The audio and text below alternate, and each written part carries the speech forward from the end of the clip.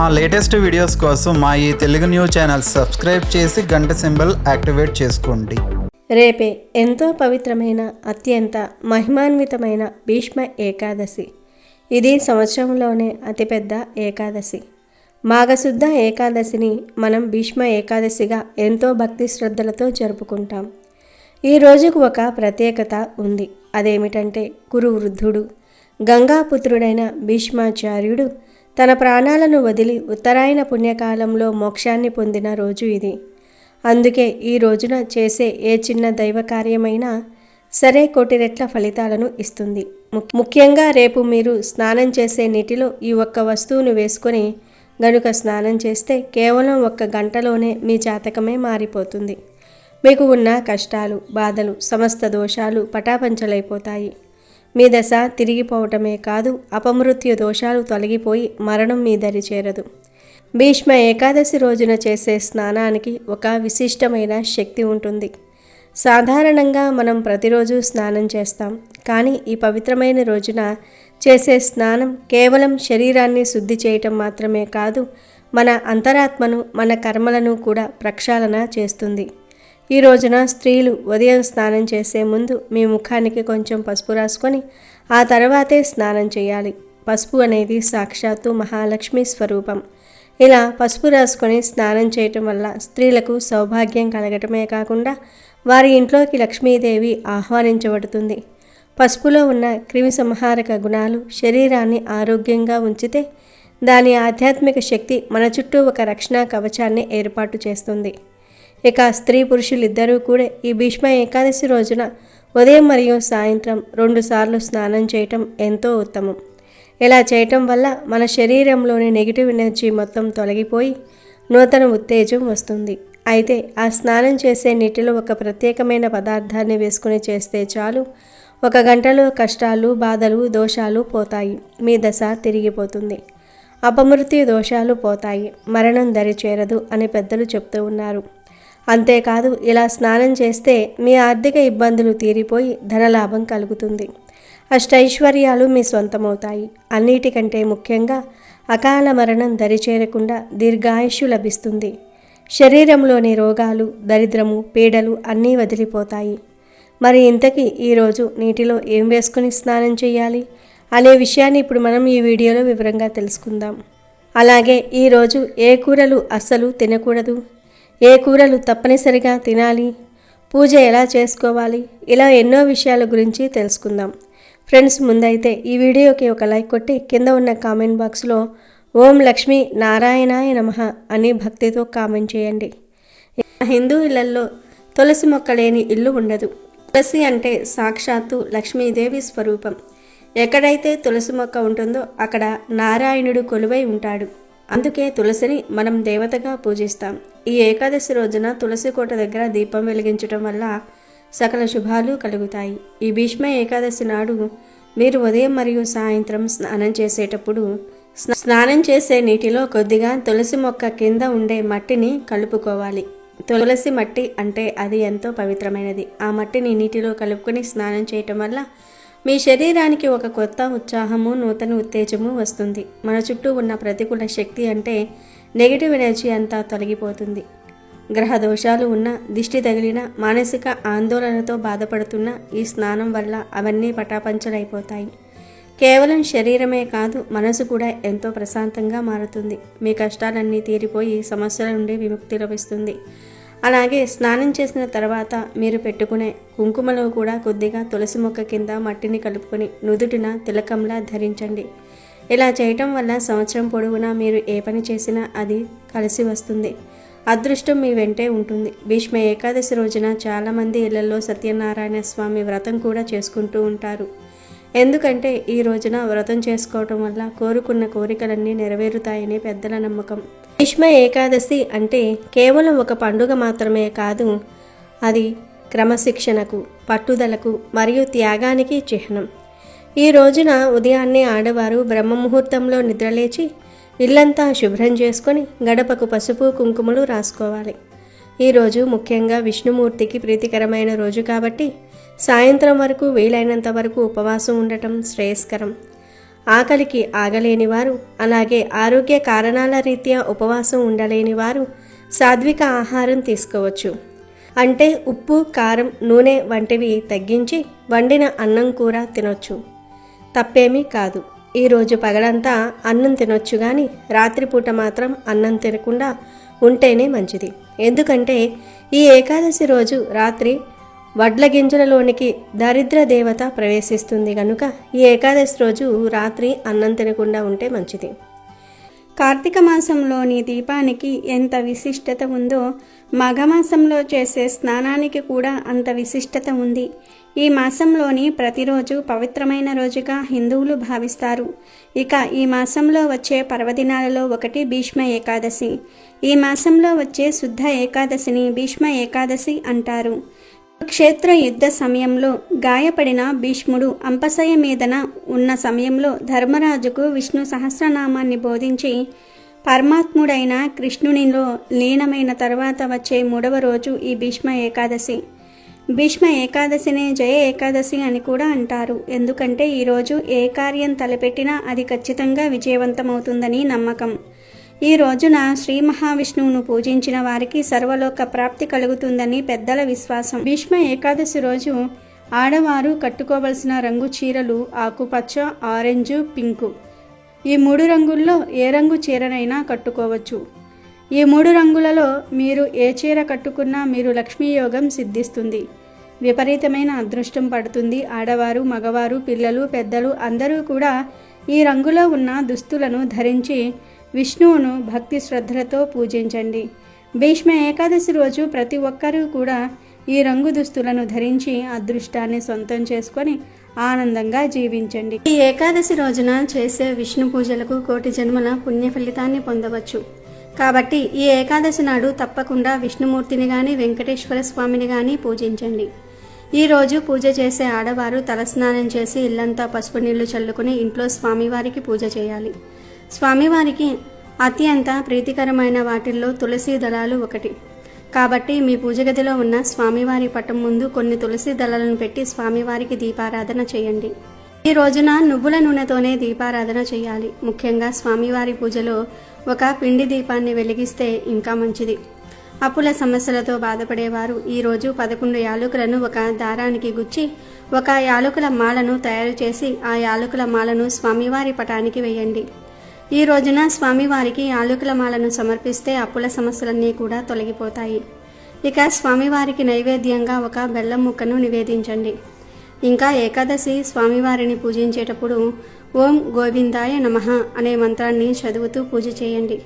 చివరిగా స్వామివారికి హారతి ఇచ్చి నమస్కారం చేసుకోండి. ఈ పవిత్రమైన ఏకాదశి నాడు ఒక చిన్న దానం చేసిన జన్మ జన్మల పుణ్యం కలుగుతుంది. కనుక ఈ పవిత్ర ఏకాదశి రోజున బియ్యం, గోధుమలు అలాగే బెల్లం దానం చేస్తే మీ ఇంట్లో ధనధాన్యాలకు లోటు ఉండదని, సుఖ సంతోషాలకు లోటు ఉండదని పెద్దలు చెప్తూ ఉన్నారు. అలాగే ఈ ఏకాదశి నాడు విష్ణుమూర్తి ఆలయాన్ని దర్శిస్తే 1,000,000 రెట్ల పుణ్యం లభిస్తుందని బ్రహ్మదేవుడు నారద మహర్షికి తెలిపాడు. కనుక తప్పనిసరిగా ఈరోజు దగ్గరలో ఉన్న విష్ణు ఆలయానికి వెళ్ళండి. ఈ ఏకాదశి రోజున స్త్రీలు కంటతడి పెట్టకూడదు. స్త్రీలు కంటతడి పెట్టిన ఇంట్లో లక్ష్మీదేవి అస్సలు ఉండదు. అలాగే ఈరోజు ఎవ్వరికీ అప్పు ఇవ్వవద్దు, అప్పు తీసుకోవద్దు. ఇలా చేయటం వల్ల మీ కుటుంబానికి అనారోగ్య సమస్యలు ఏర్పడతాయి. కనుక ఈ తప్పు పనులు చేయకుండా జాగ్రత్తగా ఉండండి. అలాగే ఈ రోజున చేసే గోసేవకు జన్మ జన్మల అదృష్టం కలుగుతుంది. కాబట్టి ఈరోజు మీ దగ్గరలో ఉన్న గోశాలకు వెళ్ళి గోమాతకు పచ్చిగడ్డిని ఆహారంగా తినిపించండి. అలాగే అరటి పండ్లను కూడా తినిపించండి. ఇలా ఏకాదశి రోజున గోమాతకు ఆహారం తినిపిస్తే మీ కుటుంబం మొత్తానికి సకల ఐశ్వర్యాలు వరిస్తాయి. అంతేకాదు ఈ ఏకాదశి రోజున తులసి దళాలను కొయ్యకూడదు. కాబట్టి పూజలో ఉపయోగించే తులసి దళాలను ఒకరోజు ముందుగానే సిద్ధం చేసుకోండి. ఏకాదశి రోజున తలకు నూనె రాయకూడదు. ఏకాదశి రోజున తలకు నూనె పెట్టుకుంటే ఆయుష్ తగ్గిపోతుందని అంటూ ఉంటారు. మీ ఇంట్లో ఆదాయానికి మించిన ఖర్చులు ఉంటే ఈ ఏకాదశి రోజున మీ ఇంటి గుమ్మానికి నిమ్మకాయలు కట్టుకోండి. అలా కట్టడం వలన మీ ఇంటికి ఉన్న డబ్బు సమస్యలు తొలగిపోతాయి. ఈ ఏకాదశి రోజున ఒక పసుపు వస్త్రం తీసుకొని అందులో 7 లవంగాలు వేసి వాటిని మూట కట్టి దాన్ని మీ బీరువాలో పెట్టుకోండి. ఏకాదశి రోజున ఇలా చేస్తే మీ ఇంట్లోకి విపరీతంగా డబ్బు వస్తుంది. ఏకాదశి అనేది విష్ణువుకు అత్యంత ప్రీతికరమైన రోజు. ఒక్కొక్క ఏకాదశికి ఒక్కో ప్రత్యేకత ఉంటుంది. మాఘమాసంలో వచ్చే మొదటి ఏకాదశి మహాశక్తివంతమైనది. మహాభారతానికి ముందు ఈ ఏకాదశిని జయ ఏకాదశి అని పిలిచేవారు. భారతం తర్వాత భీష్మ ఏకాదశి అని పేరు వచ్చింది. ఈ ఏకాదశి రోజు అసలు దీనికి భీష్మ ఏకాదశి అనే పేరు ఎలా వచ్చింది అనే సంఘటనను స్మరించుకుంటే జన్మల పాపాలు తొలగిపోతాయి. ఆ సంఘటనను ఒక్కసారి గుర్తు చేసుకుందాం. మహాభారత కాలంలో యుద్ధం ప్రారంభమయ్యింది. 10 రోజుల పాటు భీష్ముల వారు చండ ప్రచండంగా యుద్ధం చేశారు. అతిరథ మహారథులందరూ కూడా మహాయుద్ధం చేశారు. కానీ భీష్ముల వారు పడలేదు. ఆయన్ను ఎవ్వరూ జయించలేకపోయారు. ఆయుధం పట్టను, చక్రం పట్టను అని అర్జునుడికి మాట ఇచ్చి రథాన్ని మాత్రమే తోలుతాను అని చెప్పిన కృష్ణుడే ఒక దశలో భీష్ముణ్ణి చంపేస్తానని చెప్పి రథం మీద నుండి దూకి చక్రాయుధం విసిరబోయాడు. అంతటి పరాక్రమవంతుడు భీష్ముడు. అలా తనను చంపడానికి వచ్చిన శ్రీకృష్ణుడికే భీష్ముడు భక్తితో నేల మీద పడి దండం పెట్టాడు. అప్పుడు అర్జునుడు కృష్ణుడితో, నీవు ఆయుధం పట్టనన్నావు, ఈ పని చేయవద్దు అన్నాడు. దాని వలన కృష్ణుడు భీష్ముణ్ణి చంపకుండా తగ్గాడు. ఆ తర్వాత ఏ విధంగా భీష్మ పితామహుడి అడ్డు తొలగించుకోవాలి అని కృష్ణుడు, పాండవులు భీష్ముణ్ణి అడిగారు. భీష్ముడు యుద్ధంలో ఎవ్వరూ ఓడించలేరు, కానీ శిఖండిని చూస్తే ఆయుధాన్ని విసర్జించేస్తాను అని ఆ రహస్యాన్ని స్వయంగా భీష్ముడే ముని మనవళ్లకు తెలియజేశాడు. మహాభారతానికి మూల పురుషుడు భీష్ముడు. సొంతంగా సంతానం లేదు. తండ్రి యొక్క ముని మనవరాలైన క్షేత్రజ సంతానం ఉన్నా సరే ఆయన ముత్తాత అయిపోయినా సింహాసనాన్ని రక్షించే కార్యక్రమం నుండి బయటకు రాలేదు. శిఖండి దర్శనం అంటే నపుంసక దర్శనం. అయితే నేను ఆయుధం విసర్జన చేస్తానని భీష్ముడే చెప్పేశాడు. అలా శిఖండి కనపడగానే భీష్ముడు ఆయుధాలన్నీ వదిలేశాడు. అర్జునుడు బాణాలన్నీ భీష్ముడిపై వదిలాడు. కానీ భీష్మ పితామహుడికి ఇచ్ఛా మరణ శక్తిని తండ్రి వరంగా ఇచ్చాడు. అంటే భీష్ముడు ఎప్పుడు కోరుకుంటే అప్పుడు మరణం వచ్చేలాగా వరం పొందాడు. భీష్ముడికి శరీరమంతా కూడా బాణాలు గుచ్చుకుపోయాయి. పడుకునే వీలు లేదు. అప్పుడు అర్జునుడు బాణాలతో అంపశయ్య ఏర్పరిచాడు. భీష్ముడు, నేనిప్పుడే మరణించను, ఇది దక్షిణాయనం, ఉత్తరాయణ పుణ్యకాలం వచ్చాక అప్పుడు మరణిస్తానని ఉపదేశించాడు. ఆయన అనుకున్నట్టుగానే మార్గశిర మాసంలో భారత యుద్ధం మొదలైన 10 రోజులకు భీష్ముడు అంపశయ్య మీదకు చేరుకున్నాడు. మార్గశిర మాసంలో పుష్యమాసం అయిపోయి మాఘమాసంలో ఆయన మరణించారు. అప్పటి వరకు కూడా అంపశయ్య మీద అలానే ఉన్నారు. ఉత్తరాయణం కోసం వేచి ఉండి ఉత్తరాయణంలో మరణిస్తే ఊర్ధ్వగతులు లభిస్తాయని, జన్మానికి సాఫల్యం లభిస్తుందని ఆయన అలా అంపశయ్య మీదే ఉండిపోయారు. ఈ దశలోనే విష్ణు సహస్రనామాలు చెప్పారు. ధర్మరాజుకు ఎన్నో ధర్మ సూత్రాలు చెప్పారు. మాఘశుద్ధ సప్తమి నుండి భీష్ముల వారు ప్రాణం విడవటం మొదలుపెట్టి పంచ ప్రాణాలను ఏకాదశి వరకు వదిలారని, ఏకాదశి నాడు పూర్తిగా ప్రాణాన్ని వదిలేశారని చెప్తూ ఉంటారు. భీష్ముడు మహాభక్తుడు, అద్భుతమైన చరిత్ర కలిగిన వాడు, అత్యద్భుతమైన భక్తి పారాయణుడు, భగవంతుణ్ణి నేరుగా కంటితో చూడగలిగినవాడు. ఆయన యొక్క మరణం ఏ రోజు జరుగుతుందో ఆ రోజు ఆయన పేరుతో భగవంతుడికి ఇష్టమైన ఏకాదశికి శ్రీకృష్ణ పరమాత్మ భీష్మ ఏకాదశి అని పేరు పెట్టారు. ఇలా ఇచ్ఛా మరణంతో ముక్తిని సాధించిన వారు ఏ చరిత్రలోనూ ఏ పురాణంలోనూ ఇంకెవ్వరూ కూడా లేరు. అంత అద్భుతమైన వ్యక్తి భీష్మ పితామహుడే. ఆయన పుట్టుక నుండి మరణం వరకు ప్రతి విషయం అద్భుతంగానే ఉంటుంది. అయితే ఇంత అద్భుతమైన వ్యక్తి అంపశయ్య మీద అన్ని రోజులు బాధపడి ఎందుకు మరణించాడంటే కర్మశేషం కోసం. ఎందుకంటే ద్రౌపది వస్త్రాపహరణం జరిగినప్పుడు భీష్ముడు మౌనంగా ఉండిపోయాడు. తప్పును స్వయంగా చేయలేకపోయినా జరుగుతున్న తప్పును అడ్డుకోకపోవటం కూడా పాపమే. ఆ పాపానికి కర్మను భీష్ముల వారు స్వచ్ఛంగా అనుభవించడానికి సిద్ధపడ్డారు. తన తప్పుకి శిక్షను అనుభవించగలిగిన సామర్థ్యుడు భీష్ముడు. అలాంటి సమర్థవంతమైన పేరు మీద భీష్మ ఏకాదశి వచ్చింది. ఈరోజు ఈ కథను తలుచుకుని విష్ణు పూజ చేస్తే అత్యద్భుతమైన ఫలితం లభిస్తుంది. వైకుంఠ ఏకాదశి ఎంత అద్భుత ఫలితాలను ఇస్తుందో అలాంటి ఫలితాన్నే ఈ మాఘమాసంలో వచ్చే భీష్మ ఏకాదశి కూడా అందిస్తుంది. ఈ రోజున దేవాలయ దర్శనం చేయటం కానీ, ఉపవాసం ఉండటం కానీ, జాగరణ చేయటం కానీ, ఎవరికైనా దానం ఇచ్చినా కానీ అమోఘమైన ఫలితాలు కలుగుతాయి. ఈ రోజంతా కూడా విష్ణునామ స్మరణతో, శ్రీకృష్ణ నామ స్మరణతో గడపాలి. ఎవరితో గొడవలు పడకూడదు. సాధ్యమైనంత మౌనంగా ఉండాలి. భగవన్నామ సంకీర్తన చేసుకుంటూ ఉంటే మంచి ఫలితాలు కలుగుతాయి. ఈరోజు ఉపవాసం, పూజలు ఏమీ చేయలేని వారు ఇప్పుడు మనం చెప్పుకున్న భీష్ముని కథను తలుచుకున్న పుణ్యం కలుగుతుంది. కుదిరిన వారు ఉపవాసం ఉంటేనే మంచిది. ఏకాదశి నియమాలు పాటిస్తే జన్మల పాపాలు తొలగిపోతాయి. క్షేత్ర సంగ్రామం పూర్తయిన తర్వాత భీష్మ పితామహుడు అంపశయ్యపైనే ఉన్నాడు. నెల రోజులు గడిచాక ఒకనాడు పాండవులతో పాచికలాడుతూ గోపాలుడు హఠాత్తుగా ఆగిపోయాడు. దీనికి కలవరపడిన పాండవులు ఏమైందని శ్రీకృష్ణుణ్ణి ప్రశ్నించారు. కురుక్షేత్రంలో అంపశయ్యపై పవలించి ఉన్న భీష్మ పితామహుడు నన్ను స్మరించుకుంటున్నాడు. అందుకే నా మనసు అక్కడికి వెళ్ళిపోయింది. మీరు కూడా నాతో రండని పాండవులకు తెలిపాడు. ఎందుకంటే భీష్ముడు అస్తికాగ్రేసరుడు, ధర్మశాస్త్రాలను అవపోసన పట్టి పూర్తిగా ఆకలింపు చేసుకున్న మహనీయుడు.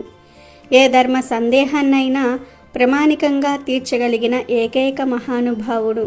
దేహం నుంచి నిష్క్రమించే సమయం ఆసన్నమవుతోంది. ఆయన అస్తమిస్తే లోకంలో ధర్మ సంశయాలను తీర్చే వ్యక్తులు ఎవ్వరూ ఉండరు. కాబట్టి సూక్ష్మ విషయాలను తెలుసుకోవడానికి రండి అని భీష్మ పితామహుడి చెంతకు తీసుకువచ్చాడు. భీష్మ పితామహుడు సుమారు 3 పక్షాల నుంచి అంపశయ్యపై పడి ఉన్నాడు. దేహమంతా బాణాలు గుచ్చుకుని పూర్తిగా శక్తి క్షీణించిపోయింది. మాఘమాసంలో ఎండకు ఎండుతూ, మంచుకు తడుస్తూ, నీరు ఆహారం స్వీకరించకుండా ఉన్నాడు. తాను కోరుకుంటే మరణం చెంతకు వస్తుంది, కానీ ఇన్ని బాధలను భరిస్తూ ఉత్తరాయణం వరకు ఉండాలి అని కోరుకున్నాడు. ఒక ఏకాదశి నాడు దేహం నుంచి నిష్క్రమించాలని భగవంతుణ్ణి తలుచుకున్నాడు. కృష్ణుడు, పాండవులు అక్కడకు వచ్చిన తర్వాత భీష్ముడు వారికి అనేక నీతి వాక్యాలు, ధర్మ సంశయాలు, సూక్ష్మ విషయాలను తెలియజేశాడు. విష్ణు సహస్రనామాన్ని కూడా భీష్ముడే బోధించాడు. భీష్ముడు గంగా సంతనుల 8వ సంతానం. అసలు పేరు దేవవ్రతుడు. తండ్రి సంతనుడు ఇష్టపడిన సత్యవతిని ఇచ్చి పెళ్లి చేయటం కోసం, తండ్రి ఆనందం కోసం, సుఖ సంతోషాల కోసం దేవవ్రతుడు ఆజన్మాంతం బ్రహ్మచారిగా ఉంటానని, పెళ్లి అనే మాటకు తన జీవితంలో చోటు లేదని సత్యవతికి మాట ఇచ్చి ఆ భీష్మన ప్రతిజ్ఞకు కట్టుబడిన త్యాగశీలి. ఇప్పటి నుంచి దేవవ్రతుడు భీష్ముడిగా ఖ్యాతిగాంచాడు. తనయుడి త్యాగానికి సంతసించిన తండ్రి భీష్ముడికి స్వచ్ఛంద మరణం పొందే వరాన్ని ఇచ్చాడు. భీష్ముడు కౌరవుల తరపున కురుక్షేత్ర రణక్షేత్రంలో యుద్ధానికి దిగాడు. శ్రీకృష్ణుడు స్వయంగా జరిపించిన అహ్వయజ్ఞాన్ని ఒంటి చేత్తో 10 రోజులు నడిపించిన ధనుర్విద్యా పితామహుడు భీష్ముడు. భీష్మ ధనుర్విద్యకు అర్జునుడు, శ్రీకృష్ణుడు కూడా నిశ్చేష్టులయ్యారు. అధర్మ పక్షాన నిలబడి ధర్మంతో పోరుకు సిద్ధపడినప్పుడే భీష్ముడు మరణాన్ని స్వాగతించాడు. అదే తన అసమర్థతకు శిక్ష అని భావించి అర్జునుడి బాణాలకు గాయపడిన భీష్ముడు అంపశయ్య పైకి చేరుకొని మరణించే మంచి సమయం కోసం ఎదురుచూస్తూ పాండవులకు రాజ్య ధర్మం ఉపదేశించటమే కాదు, ధర్మరాజుకు విష్ణు సహస్రనామాలను ఉపదేశించారు. అంపశయ్య గతుడైన భీష్ముణ్ణి చూసి దేవతలు సైతం దుఃఖించారు. 58 రోజులు అంపశయ్యపై ఉన్న భీష్ముడు మరణవేదనను అనుభవిస్తూ మానవ జన్మకు మహత్తర వరమైన మరణం కోసం, ఉత్తరాయణ పుణ్యకాలం కోసం ఎదురుచూస్తూ గడిపాడు. విష్ణు సహస్రనామావళిని 1000 విధాలుగా కీర్తిస్తూ విశ్వ కళ్యాణ కాంక్షతో ఈ మానవాళికి అందించాడు భీష్ముడు. మాఘశుద్ధ ఏకాదశి తిథిని భీష్మ సంస్కరణ దినంగా శ్రీకృష్ణుడు కానుకగా ఇవ్వగా, మాఘశుద్ధ అష్టమి తిథి రోజున భీష్ముని ఆత్మ ఈ భౌతిక ప్రపంచాన్ని వీడి పరమాత్ముడైన శ్రీకృష్ణుడిలో లీనమైంది. మహాభారత ఇతిహాసంలోని ఓ మహాత్ముని మహాప్రస్థానం ఇలా ముగిసింది.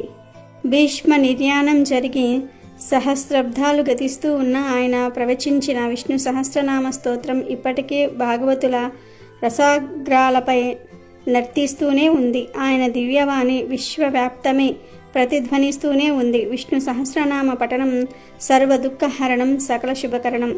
ఆ నామావళిలోని ప్రతి అక్షరము దైవ స్వరూపమే, ప్రతి నామము మహామంత్రమే, అది అజరామరం.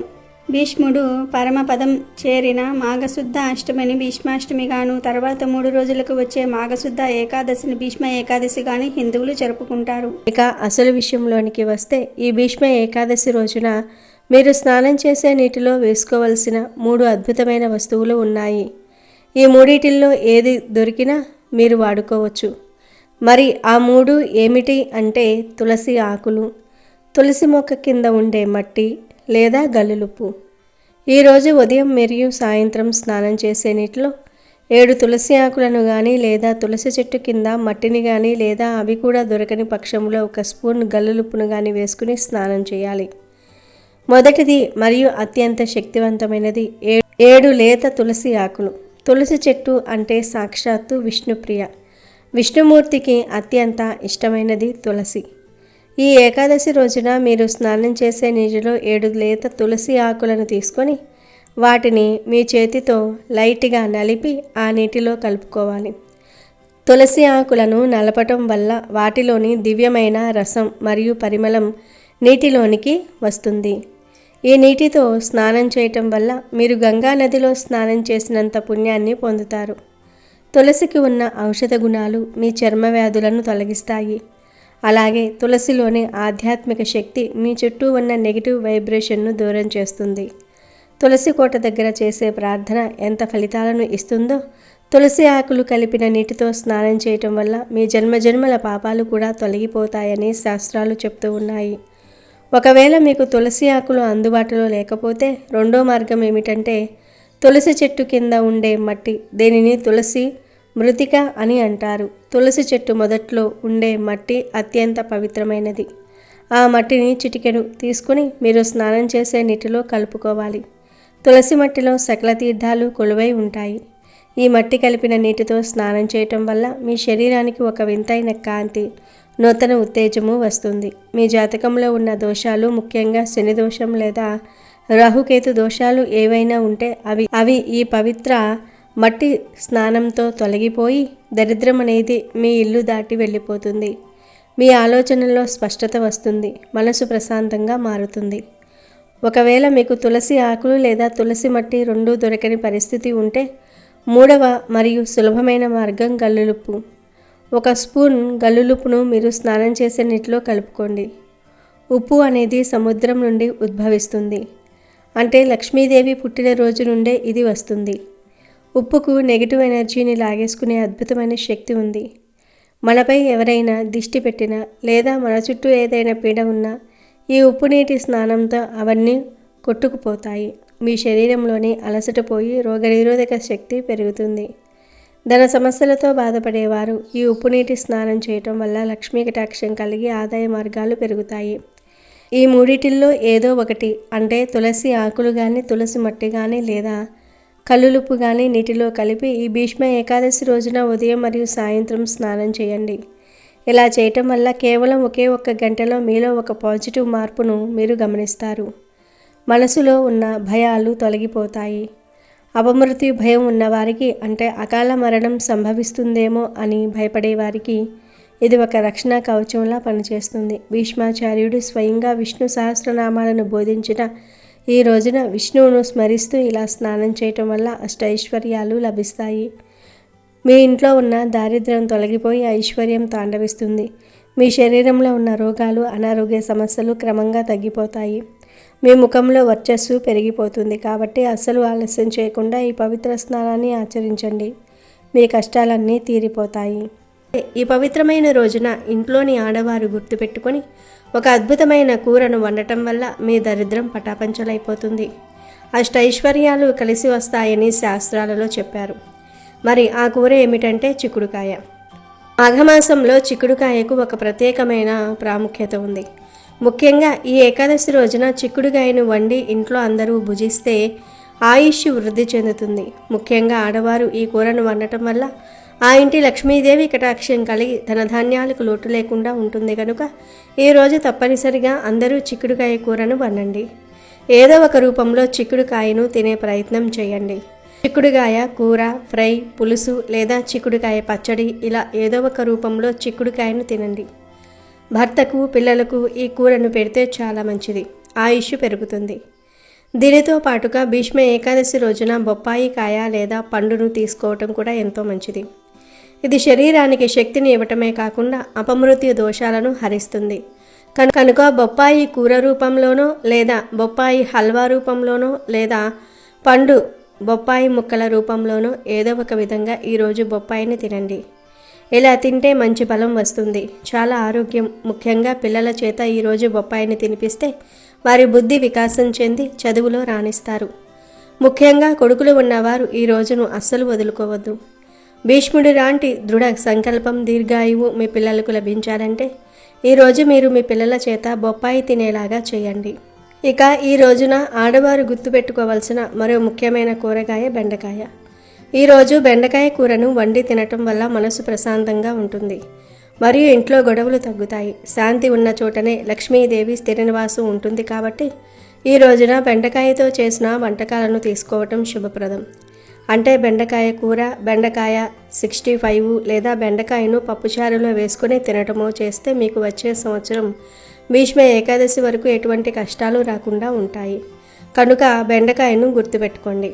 ఈ భీష్మ ఏకాదశి పవిత్ర పర్వదినాన ఉండవలసిన మరో ముఖ్యమైన ఆహారం ఉలవలు. శాస్త్రోక్తంగా మాఘమాసంలో ఉలవలకు విశేష ప్రాధాన్యత ఉంది. ఈ రోజున ఉలవలను ఉడకబెట్టి తాలింపు పెట్టుకుని తిన్నా లేదా వేడివేడిగా ఉలవచారు రూపంలో తీసుకున్నా లేదా ఉలవ పప్పు రూపంలో తిన్నా సాక్షాత్తు సకల దేవతల అనుగ్రహం కలుగుతుంది. ఉలవలు సాక్షాత్తు సూర్య భగవానుడి శక్తికి మరియు ఇంద్రుడి అంశకు ప్రతీకగా భావిస్తారు. ఈ రోజున ఉలవలతో చేసిన వంటకాలను తీసుకోవటం వల్ల శరీరంలోని మలినాలు తొలగిపోయి ఆరోగ్యం సిద్ధిస్తుంది. అంతేకాకుండా మీ జాతకంలో ఉన్న గ్రహదోషాలు పటాపంచలైపోతాయి. ఎందుకంటే ఉలవలు గ్రహదోషాలను తొలగిస్తాయి. ముఖ్యంగా ఆర్థిక ఇబ్బందులతో సతమతమవుతున్న వారు ఈరోజు ఉలవచారు వండి తినటం వల్ల ఇంట్లో అష్టైశ్వర్యాలు సిద్ధిస్తాయి. లక్ష్మీదేవి కటాక్షంతో ధనవృద్ధి కలుగుతుంది.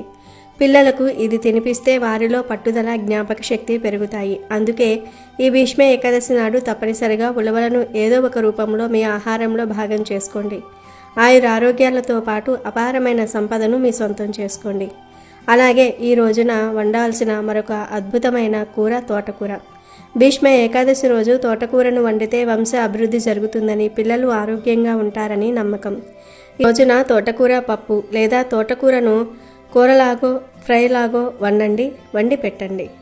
ఇవన్నీ వినడానికి సాదాసీదా కూరలాగే అనిపించినా ఈ పవిత్ర తిథి రోజున వీటిని తీసుకోవటం వెనుక లోతైన ఆధ్యాత్మిక ఆరోగ్య రహస్యాలు దాగి ఉన్నాయి. కనుక ఆడవారు గుర్తుంచుకొని ఈరోజు ఈ కూరల్లో నుండి ఏదో ఒక కూరను వండుకొని తినండి. భీష్మ ఏకాదశి రోజున మీరు ఏ కూర తిన్నా అందులో కొద్దిగా నెయ్యి వేసుకుని తింటే ఇంకా మంచిది. ఇవే ఈరోజు తప్పక తినాల్సిన కూరలు. ఇక ఎంతో పవిత్రమైన ఈ ఏకాదశి రోజున ఇంట్లో ఆడవారు పొరపాటున కూడా గుమ్మడికాయ కూరను మరియు బీరకాయ కూరను వండకూడదు. ఎవరు ఈరోజు ఈ కూరలను తినకూడదు. కూర ఒక్కటే కాదు, ఏ రూపంలోనూ కూడా గుమ్మడికాయ, బీరకాయను తినరాదు. కాదని తింటే ఇంటికి పరమ దరిద్రం పడుతుంది, కష్టాలు ఎదురవుతాయి, గండాలు వస్తాయి, అనారోగ్య సమస్యలు వస్తాయి, చేతిలోని ధనమంతా కూడా ఖర్చయిపోతుంది, బిచ్చమెత్తుకునే స్టేజ్కి వెళ్ళిపోతారు. జీవితంలో సుఖం అనేది ఉండదు. కనుక ఎవరు కూడా ఈరోజు గుమ్మడికాయ, బీరకాయ కూరలను వండవద్దు, తినవద్దు. వీటితో పాటు ఈరోజు నాన్ వెజ్ కూడా తినకూడదు. ఈ పవిత్రమైన రోజున కోడిగుడ్డు, చికెను, మటను, రొయ్యలు, పీతలు వంటివి అస్సలు తినకూడదు. ఏకాదశి అంటే పవిత్రమైన రోజు, జీవహింస చేసే రోజు కాదు. ఈరోజు నాన్ వెజ్ తింటే ఆ పాపం మీ వంశానికి, మీ పిల్లలకు కూడా చుట్టుకుంటుంది. ఇంట్లో వండటమే కాదు, బయట తినటం కూడా మానేయండి. మసాలా దంచిన కూరలు, ఉల్లి వెల్లుల్లి కూడా తగ్గించడం మంచిది. సాత్విక ఆహారం తీసుకుంటే మనసు నిర్మలంగా ఉండి విజయాలు సిద్ధిస్తాయి. కనుక అందరూ ఈ ఏకాదశి రోజు ఈ ఆహార నియమాలను పాటించి శుభ ఫలితాలను పొందండి. ఇక అసలు పరిహారంలోనికి వస్తే భీష్మ ఏకాదశి రోజున మీరు ఒక గాజు గ్లాసును తీసుకోవాలి. ఆ గ్లాసులో కొన్ని పచ్చి ఆవు పాలు పోయాలి. ఆవు పాలు అనేవి సాక్షాత్తు కామధేను ప్రసాదించినవి, ఎంతో పవిత్రమైనవి. ఒకవేళ మీకు ఆవు పాలు అందుబాటులో లేకపోతే గేదె పాలు ఒక 7 స్పూన్లు తీసుకోండి. పాలు తీసుకున్న తర్వాత అందులో చిటికెడు పసుపు వేయాలి. పసుపు మంగళకరమైనది, లక్ష్మీప్రదం.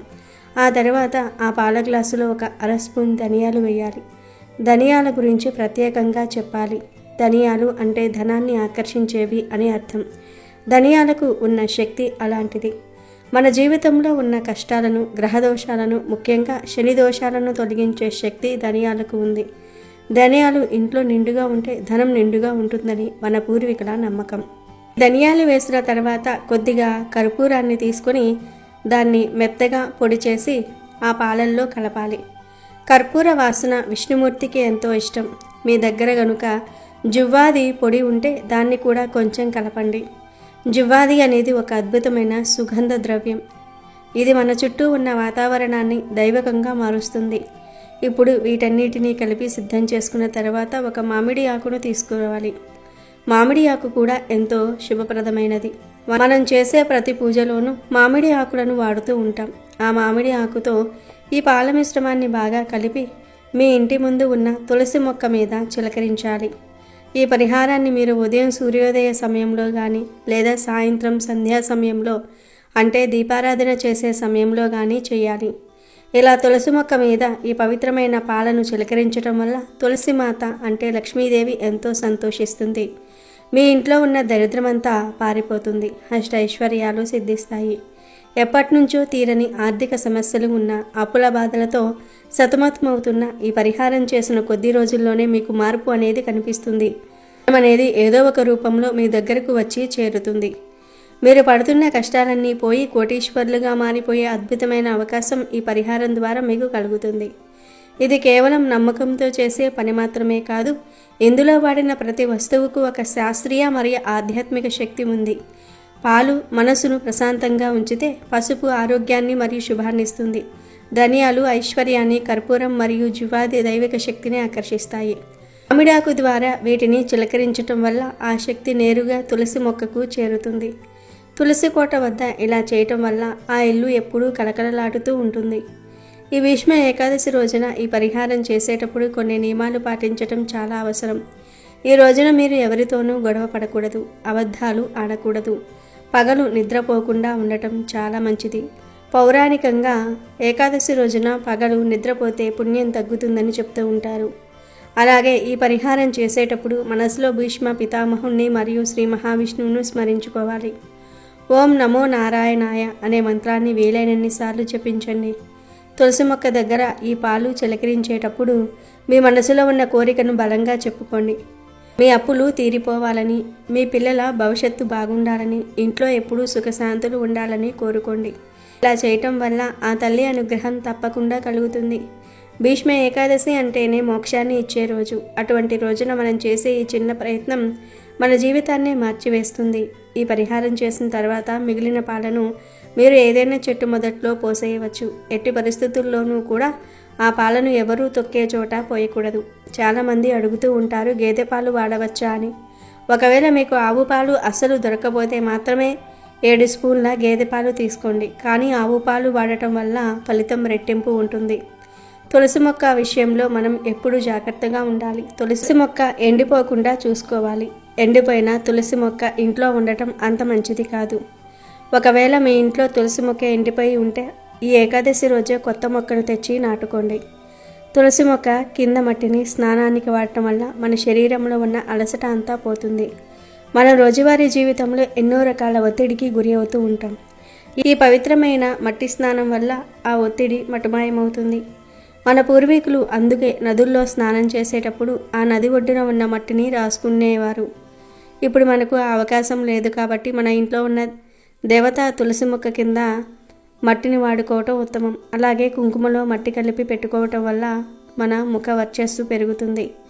అందరినీ ఆకట్టుకునే శక్తి మనకు లభిస్తుంది. ముఖ్యంగా వ్యాపారం చేసేవారికి, రాజకీయాల్లో ఉన్నవారికి ఇది బాగా కలిసి వస్తుంది. భీష్మ ఏకాదశి నాడు చేసే ఈ చిన్న పనులు మీ జీవితానికి ఒక పెద్ద రక్షణ కవచంలా పనిచేస్తాయి. ముఖ్యంగా ఆర్థిక ఇబ్బందులు ఉన్నవారు ఈ పరిహారాన్ని అస్సలు వదలకండి. ధనియాలు, పసుపు, పాలు ఈ 3 కూడా లక్ష్మీదేవికి ఎంతో ఇష్టమైనవి. వీటిని తులసి మాతకు అర్పించటం అంటే మన దరిద్రాన్ని మనం వదిలించుకుని ఐశ్వర్యాన్ని ఆహ్వానించటమే. భీష్మ పితామహుడు ధర్మానికి కట్టుబడి ఉన్నవాడు. అందుకే ఈ రోజున మనం కూడా ధర్మబద్ధంగా ఉంటూ ఈ పరిహారాలు చేసుకోవాలి. కాబట్టి మీరు కూడా భక్తితో ఈ భీష్మ ఏకాదశి పరిహారాన్ని పాటించండి.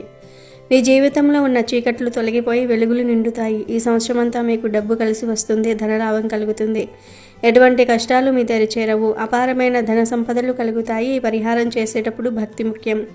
ఏకాదశి తిథి ముగిసేలోపు ఈ పనిని పూర్తి చేయండి. రేపు ఉదయం సూర్యోదయ వేళల్లో కానీ లేదా సాయంత్రం దీపారాధన సమయంలో కానీ ఈ పాలను తులసి మొక్కపై చిలకరించండి. మీ జీవితంలో వచ్చే మార్పులను చూసి మీరే ఆశ్చర్యపోతారు. ఆ తల్లి లక్ష్మీదేవి మరియు శ్రీ మహావిష్ణువు అనుగ్రహం మీకు కలుగుతున్నాయి. మీకు అంతా మంచిగా జరుగుతుంది. అలాగే ఈ రోజున ఒక ముఖ్యమైన పని చేయాలి. అది ఏమిటి అంటే భీష్మ పితామహుడికి పితృతర్పణం వదలటం. సాధారణంగా తర్పణాలు అంటే కేవలం తల్లిదండ్రులు లేని వారు మాత్రమే ఇస్తారని అనుకుంటారు. కానీ భీష్మ ఏకాదశి రోజున భీష్ముడికి ఇచ్చే తర్పణం ఎవరైనా ఇవ్వవచ్చు.